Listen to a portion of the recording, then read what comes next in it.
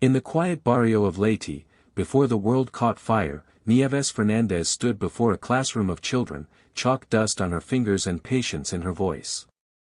She taught them to read, to write, to dream. It was honest work. Gentle work. Then the Japanese came. They came with ships and rifles and a flag that promised order but delivered blood. They hanged men from trees.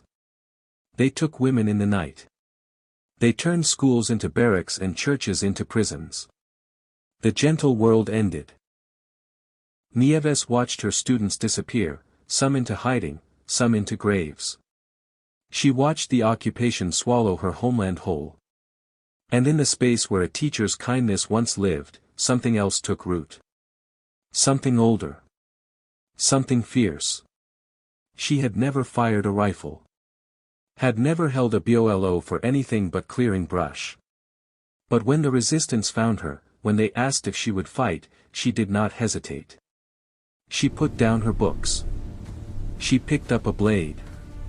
They called her a guerrillera. A woman guerrilla. The men who followed her were farmers, fishermen, boys too young to shave. They had no training, no supplies, no hope but her. She gave them something else, the memory of a classroom where she once taught them that the world could be fair. If it would not be fair, they would make it so. She led them through jungles that had been her backyard, through rivers that knew her name. She ambushed patrols with the precision of a woman who had spent years keeping order among children.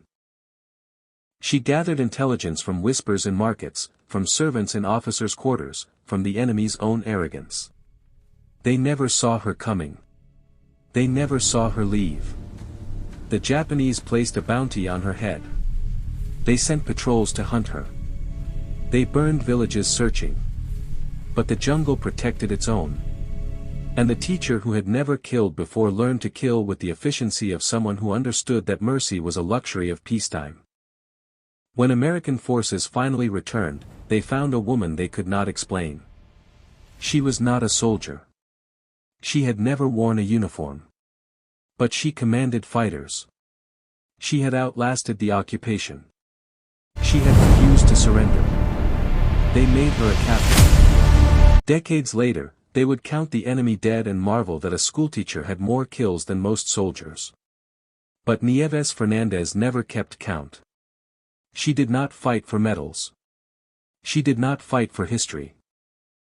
She fought because the children she once taught were watching. And a teacher does not let her students down.